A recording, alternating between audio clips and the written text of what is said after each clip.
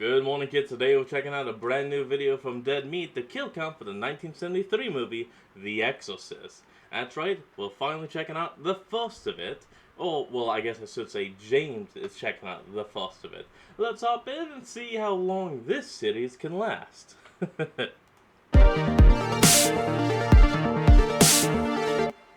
Welcome to the Kill Count, where we tally up the victims in all our favorite horror movies and Hello. Good evening, Father James.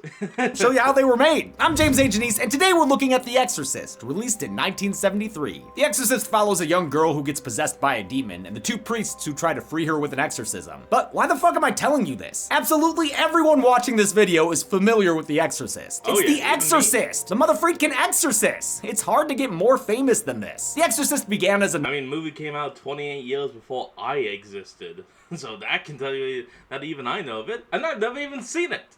I've seen clips here and there, but I've mostly seen in that one clip of when she says, "Your mother sucks in hell." You know the line. Novel by William Peter Blatty, who adapted it himself into a screenplay. William Friedkin took up director duties and devoted himself to the film to the point of injuring his actors. But hey, at least he seemed satisfied with the final product. I honestly feel it is as close to a perfect film as you can make. Like most successful horror films, The Exorcist would spawn a franchise, including Part 2 The Heretic, often included on lists of worst movies ever made, The Exorcist 3, a sort of crime film that some people think is just as good as the original, two prequels made at the same time, The Beginning and Dominion, neither of which I've ever seen before, and last year's Exorcist Believer, which was supposed to kick off a new trilogy, but we'll see about that. Right now, I'm only going to look at the first three films. I don't think many people care about the prequels, and honestly, I'd like to move on to more fun stuff. By now you probably know that I like to like things, so it might be strange to hear that I'm not really a huge fan of The Exorcist. I guess this is my hot take, my Flynn in a Sea of Swords, my Family Guy Godfather scene. I just don't love The Exorcist, even though I love plenty about it. I love its compositions, its acting, and of course its incredible theme Tubular Bells by British musician Mike Oldfield. Cool. Love me some prog rock. I also think the movie gets way better in its second half, and when the horror gets going, it really gets going. I won't deny that. But a lot of the earlier scenes feel awkward to me in terms of acting and editing. Like, they end so abruptly. You're close. It's just kind of weird, you know? Yeah, I know. But maybe I'm just an idiot because this was literally nominated for Best Editing at the Oscars. In fact, The Exorcist was nominated Did you all see that? Hold on. Did you all see that? Hold on. Because this was right there. Hey, I almost got it framed perfect. literally nominated for Best Editing at the Oscars. In fact, The Exorcist was nominated for 10 Academy Awards, including the big one, Best Picture, though it lost to The Sting. And of course, it's beloved by many, often topping lists of best or scariest horror films ever made. So don't worry, I know that I'm the weird one here, and I'm not gonna spend this whole video bashing it or anything. This is still a stone cold classic, and I can respect it even if it doesn't personally resonate with me, despite being raised Catholic and going to Catholic school for 5 whole years. Will an all-time classic horror film give us...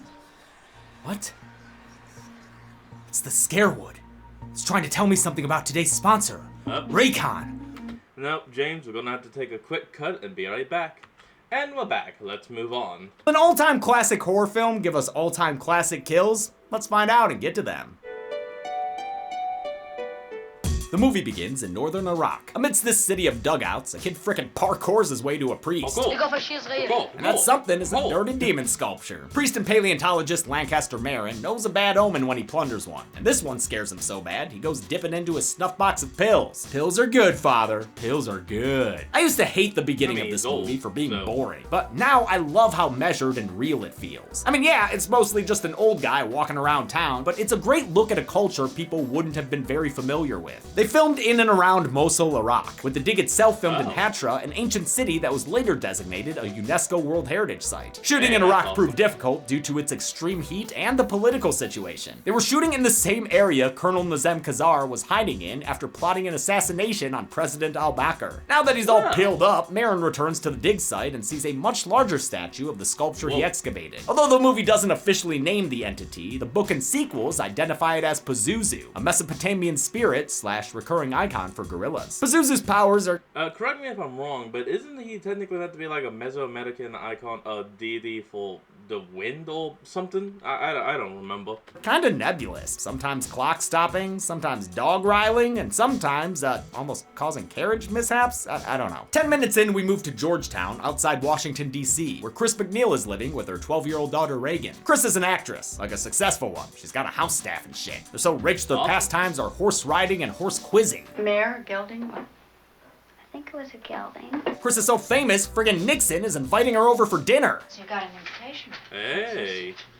Dinner at the White House. This is me playing out. Whoa, hold on, we'll be right back. And we're back. The blacked out Nixon tapes was him saying, "Your mother sucks cocks in hell." The character of Chris McNeil was inspired by and written for William Peter Blatty's next door neighbor, Shirley MacLaine. She turned the role down, and it wound up going to Ellen Burstyn, who Blatty liked from The Last Picture Show. Blatty was a comedy writer, but when that genre dried up, he wrote about an exorcism he had heard of as a junior at Georgetown University. It involved a 14-year-old boy from a Maryland suburb, who, in 1949, apparently caused poltergeist activity and had mysterious welts and branding appear on his skin. To heal him, he underwent a 3-month-long exorcism. For the film adaptation of his novel, Blatty wanted an agnostic director who wouldn't be biased towards either religious belief or skepticism. He chose William Friedkin because he liked The French Connection, though Friedkin wasn't a fan of his initial screenplay. And I took it home and eagerly read through it, and I thought it was not very good.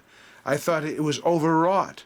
I thought that it was filled with a lot of symbolism and underlined, and it wasn't the novel. On set, Chris notices a local priest. It's okay if you didn't, though. This is an awful introductory shot for a character. My eye keeps going to this dude, not the guy who's dimly lit and, like, ducking out of the frame. This is Father Damien Karras. Wait, where'd he go?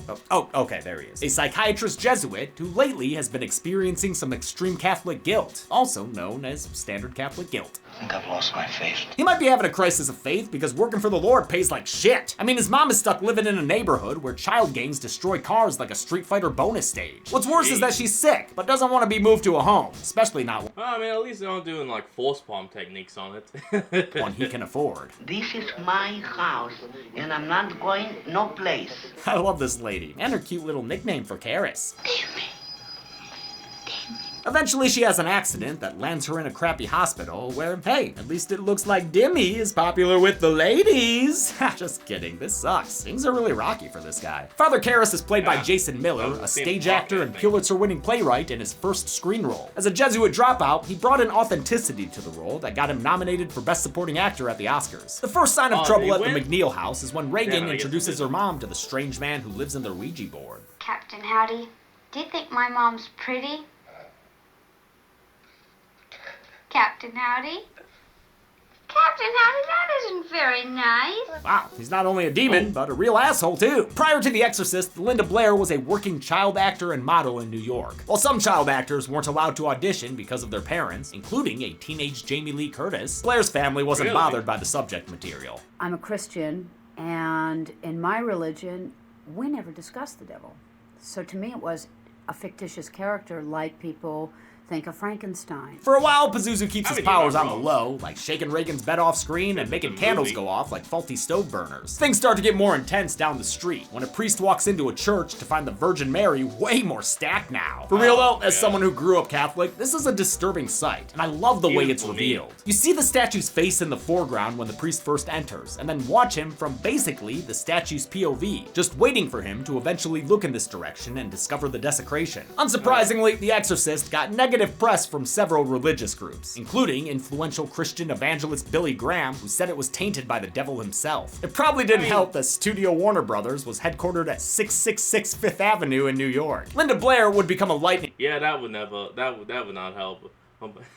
rod for much of the criticism, with Graham accusing her of glorifying Satan. Real cool, dude. Blair received so many death threats, the studio hired a bodyguard to keep her safe. It was so controversial, so of course I am at the very pinnacle of all of that. So it all became my fault. Chris has seen Father Karras around town a few times and brings him up at one of her swanky cocktail parties. She gets the lowdown from another Jesuit priest, Father Dyer. He's our psychiatric counselor. Dyer also breaks the bad news. Karras' mother died in the hospital. It happened completely off screen, but since we knew her well, we'll put her on the count. The night gets worse for Chris thanks to her drunken director, Burke Dennings. Dude stumbles around calling her housekeeper a Nazi and trying to fight him. Man, this guy's the worst drunk ever. Get that guy out of the house immediately. The night is completely spoiled when Reagan comes down to join the party. Actually, got it right the first time. Damn, what is wrong with this girl? You just take your pills and you'll be fine. Well, can't argue that. Pills are good, except they might not help when the bed starts shaking on screen. Calm down, though. We get these every few years in LA. Karis has a guilty nightmare since his mom died all alone. It has big ring tape vibes to it, including muffled sound designs and flashes of a face. Did you catch that? It's subliminal in an unnoticeable way. The face of Captain Howdy is played by Eileen Dietz in makeup that took 3 hours to apply. It only appears for a couple of frames in the theatrical cut of the film, but was more prominent in a teaser trailer that was never released after test audiences allegedly puked.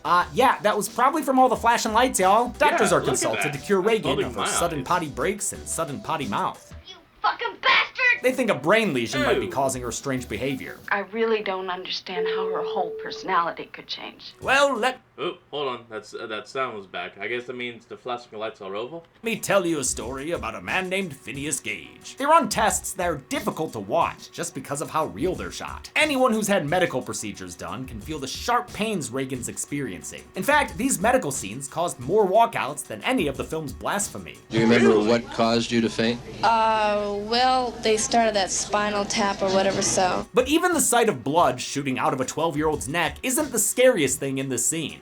Regan, I'm just gonna move you down to the table, okay? That technician is played by Paul Bateson, a real radiographer who would be convicted of murder 6 years after this was filmed. Oh. His further suspected crimes in the Manhattan bag murders targeting gay men would inspire William Friedkin to adapt the novel Cruising in 1980. Reagan returns home, but the next house call she gets ends with some intense body rocking and a diagnosis of dead-eyed eyes. This whiplashing required Blair to be braced into a metal harness and manually yanked around. She was eventually injured when the lacing on the harness came loose. That's the footage I use in the movie where I'm crying my eyes out because they are brutally damaging my back. It's one of many mishaps that make up The Exorcist's supposedly cursed production, which saw several injuries and deaths over the course of 15 months. There were 9 deaths, which is an enormous amount of deaths. On top of that, the set That's all mysteriously people burned down one weekend when no one was there. They couldn't find any substantial reason that occurred. You can hear more details about these set stories on this movie's episode of Production Tales from Hell, the newest Dead Meat series written and hosted by Chauncey K. Robinson. The somatic scientists officially throw in the towel. I think it's time we started looking for a psychiatrist. Unfortunately for him, when the psychiatrist tries to talk to Reagan, she grabs his balls so hard it turns into a music video as he falls to the floor. In fact, they had to build a new camera rig just to capture his agony. It was one of many invisibly challenging setups in the film, none more elaborate than the swing set needed to smoothly follow characters upstairs 2 years before the invention of the Steadicam. With Reagan's lips getting ever more chapped, the doctors pitch a new suggestion.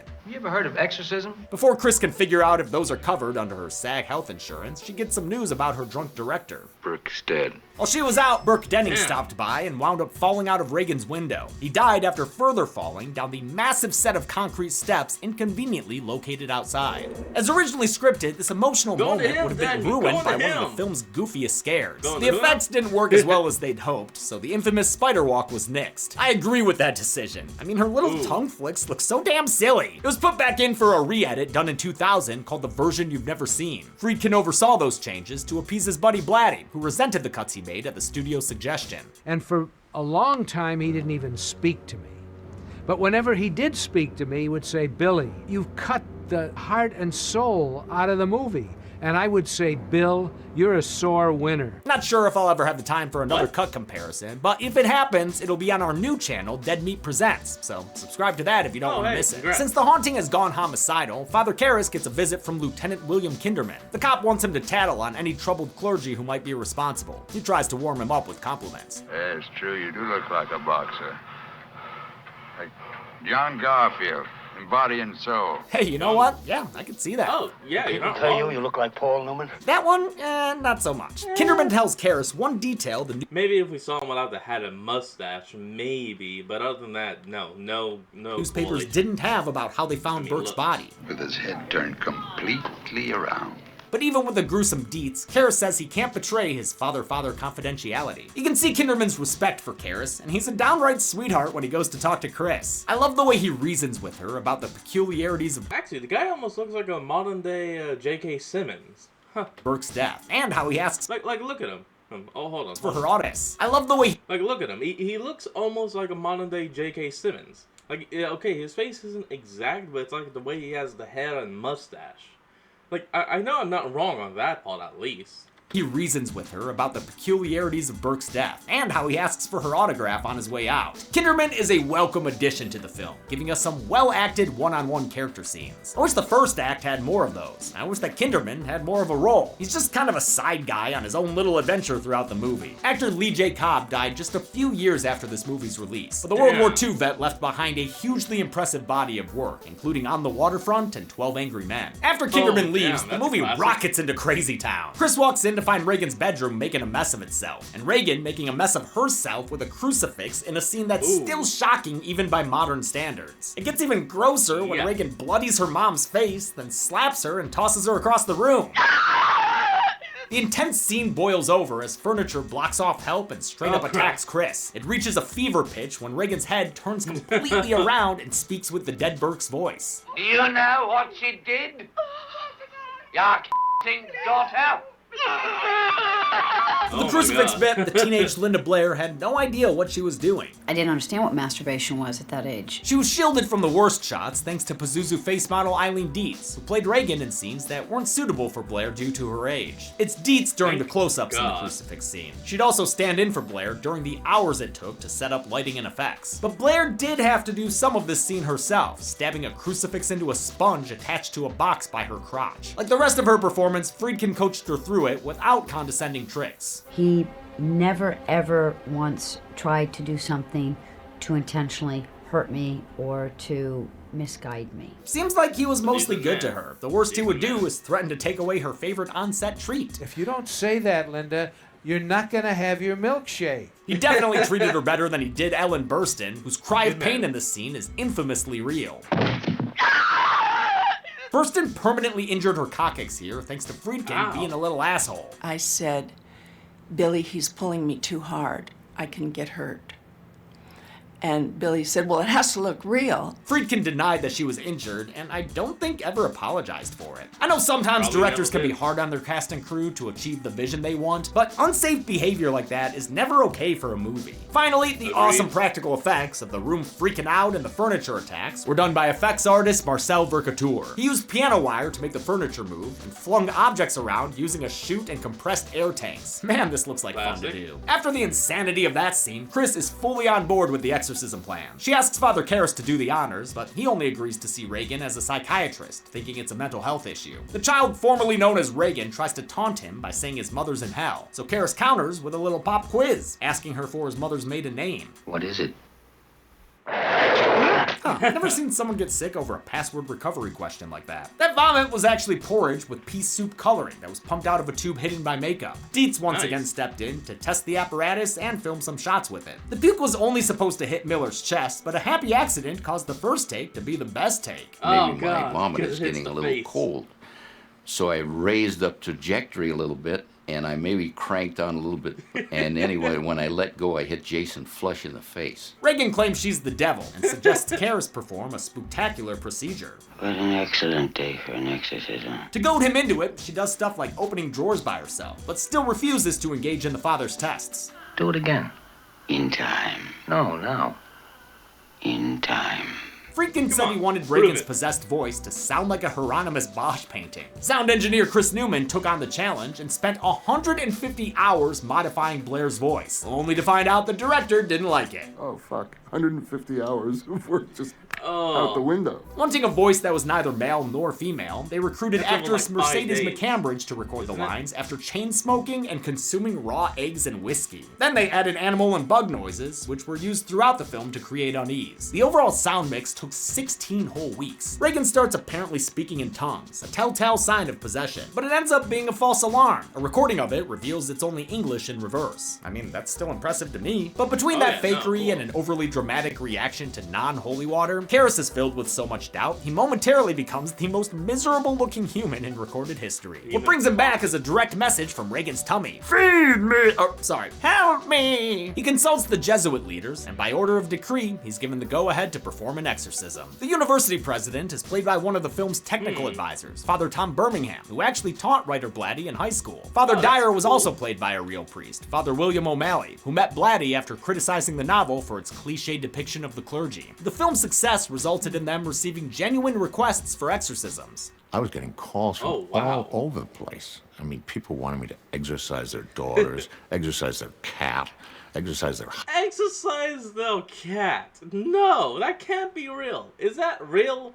Someone actually looked it up to see if it actually happened. Someone calling in to get their cat exorcised. House. O'Malley passed away last year, but not before being accused of sexual abuse by a former student in the 80s. Now who's a stereotype of the clergy? The spiritual leaders determined Karras needs some supervision. How about Lancaster Merrin? Hell yeah! We've got less than a half hour left in the movie, but we're breaking out the big guns! Father Merrin, he of the mood piece opening. They track him down as he's walking around looking like Einstein and Oppenheimer. Just needs James Urbaniak next to him. When he arrives at the McNeil home, it's in an absolutely iconic shot that would be used for posters and box art, captivating many a young video store browser in the horror section. This now iconic image of a door-to-door salesman came from Friedkin, who was inspired by the Magritte painting, The Empire of Light 2. Merrin gets inside and everybody welcomes him. Reagan most enthusiastically of all. They suit up for Holy War as Merrin warns Karras that Reagan is possessed by a demon who will engage in psychic warfare, which for Karras is probably gonna mean yo mama jokes. Your mother sucks cocks in hell. Hey, he warned you. Father Merrin is played by the late great Swedish actor Max von Sydow, who was only 44 at the time. But Friedkin insisted on the Seventh Seal actor, so he underwent hours of aging makeup by Dick Smith. Smith also provided Reagan's late-stage possession makeup after testing 6 different looks, including a werewolfy one. The final look included painted teeth, a fake tongue made from a cast of Blair's real one, and uncomfortable contact lenses requiring the use of anesthetizing eye drops. To prep for the role, von Sydow spent a few months with a Jesuit priest. Like Blair, he wasn't bothered by the movie's religious content. To me, the devil has never been scary. I was brought up with Scandinavian fairy tales and folk tales, and in many of those, the devil is kind of ridiculous. He's always the loser. The rest of this final showdown was daunting for everyone to shoot. While exteriors were shot on location in Georgetown, the interior of the house was filmed on a set in New York to accommodate the effects-heavy climax. It required 3 different bed rigs for special effects, 8 pneumatic wheels to shake the set in its entirety, and intense refrigeration so we could see the actor's breath, something that nowadays would just be done with CG. But they didn't have that option back then, so the walls of the bedroom set were insulated with 8 inches of fiberglass. That allowed 4 massive ACs to cool the room overnight to temperatures down to 40 degrees below zero. Was it cold? Oh my God. Yes. Did I like it? Not much. Those temperatures were particularly brutal for Blair due to her costume. Me, I got, long underwear and a nightgown. Lucky me. It took them 60 days to film in the cold room. Okay, you probably could have put like a heat pad or something on the hull, treat it like a lizard. Since they could only shoot for an hour at a time before the heat from the lights warmed it up again. The demon child starts spitting like a Dilophosaurus and barking like Molly when we get a delivery. Clutches of the noonday devil, this human being. Merrin puts Karras on laundry detail while he tries to save this apartment security deposit. They seem to be losing the battle, since signing the cross only makes Reagan visit the world's worst invisible chiropractor again. For the head spinning effect, they built an animatronic Linda Blair that the real one had to share a makeup trailer with. I didn't enjoy the experience of being in its presence, let's say. The animatronic's head and torso were made of rigid plastic, housing a ton of machinery that allowed its eyes to be remote controlled separately, which didn't always work. Reagan starts sleeping 4 feet above her covers, so Team God has to break out the heavy artillery. They continue their ceremonial assault with the power of repetition. The power of Christ compels you! The power of Christ compels you! No, seriously, they repeat this phrase a lot. The power of Christ compels you! I mean, it is the a power classic. of Christ compels you! They end up sounding like the end of a police song. This practical levitation was achieved with a simple but cool technique. Blair was held up with wires that were hand-painted with dotted lines, which allowed them to blend in with the lighting no matter how it changed. Anything that's is dark good. against light, That's you'll see. lovely. Anything light against dark, you'll see. But when it's broken up with light, dark, light, dark, light, dark, you can get away with a lot with the background. The chanting does the trick and lowers Reagan back to her bed, but the priests are still no match for an old-fashioned sucker punch. When the Pazuzu statue comes back for a cameo, Marin decides to take a breather and give himself another chill pill. Karras ignores his warnings and goes back in alone, where he sees and hears his dead mom instead of Reagan. Dime. Before Mommy Fearist can break the new guy, Marin returns and kicks Karras out of the room again. Go consult Reagan's mom, dude. I don't know, try to be comforting or some shit. Is she gonna die? No. You know, actually, I don't have any knowledge of anyone ever dying from an exorcism. I mean, at most, if it goes wrong, the demon just takes full control of the body. So, in spirit, they die, but mortally, no, they don't die. Close enough. By the time Karras comes to check on Marin's prayer-a-thon, it's too late. Father Marin's heart has finally given out, and no amount of violent chest punching is going to bring him back. Reagan giggles her possessed ass off, so Karras unleashes his boxing skills on a literal child. Between right hooks, he convinces the demon his devout body is the better trophy to take. I love the shot of his face transforming as Captain Howdy takes control. Pazuzu makes sure Karras gets his steps in as the two of them go on a little trip together. Actually, a big trip. Given the height of this staircase, which either has 97 or 75 steps, I can't confirm either way, production couldn't fake the flight on a soundstage, so stuntman Chuck Waters took the fall for real. I asked him how he did it. He said Zen. Wait, what? I saw that. He said complete and total non-resistance. Vercatur covered each of the steps with a half-inch of rubber for his protection. Despite looking like he fell on a water balloon filled with pizza sauce, Karras is still alive enough for Dyer to read him his last rites. Do you want to make a confession? Just not alive enough for him to respond. To get Dyer properly emotional, Friedkin directed the non-actor with his usual finesse. He belted me right across the chops. The director obviously took extreme measures, even firing guns on set to get reactions from the actors, but his cast seems to speak of him in mostly positive terms, out of respect for achieving his vision for the film. I love him, but he's a maniac. Also, stop typing right now with your comment about me missing this kill. We'll see in the third movie that Karras technically survived. Sometime later, the McNeils are ready to McPeel out of this place. Thankfully, Reagan isn't scarred by the experience. She doesn't remember any of it. Father Dyer sees them off, and the movie ends with him remembering to always hold on to the railing. How many kills did this demon rack up while possessing a preteen? Let's find out and get to the... Technically speaking, the demon only got numbers! Whew! Counting kills will give you such a crick in the neck! Ha! Robin Williams. Love him. God, I hate 3 people died in The Exorcist, with 2 of them completely off-screen. The victims included 2 men and 1 woman, giving us this pie chart, and a count/gender breakdown we've seen in 6 other movies on this show. 5 of them good ones. You're the outlier, Dream Child. With a runtime of 122 minutes, The Exorcist had a kill on average every 40.67 minutes. Golden Chainsaw for coolest kill goes to, no one. All these kills were boring. But this once again makes clear that a horror movie isn't defined by its kills. Dull Machete for lamest kill goes to Burke Dennings, because honestly, I don't buy the whole window to staircase thing. Look at this shot. Look at the distance there. That is way too much distance to cover. And that's it. The Exorcist came out the... But then again, you did say earlier that he fell out the window but survived and then stumbled down the stairs, which killed him. So technically he fell out the window, then went over to the stairs, and then tumbled down that. So, you're not wrong, but you kind of missed your own point, though. The day after Christmas in 1973. Despite a small opening, word of mouth spread quickly, thanks to the audience's physical reactions. I was just ready to pass out. I think it's disgusting. Theaters reportedly kept smelling salts and barf bags on hand. It would end up being Warner Brothers' highest grossing film, and adjusted for inflation, it's still in the top 10 for highest movie grosses of all time. With that kind of success, a sequel was inevitable, which I'll be looking at next week. Until then, I'm James A. Janice. This has been The Kill Count. On the neck. Well, everyone, that's going to be the end of today's video. I hope you all enjoyed this. Remember to like, comment, and subscribe for more. Links to the original will be in the description below, and I'll see you kids next time when we flick on. Peace out.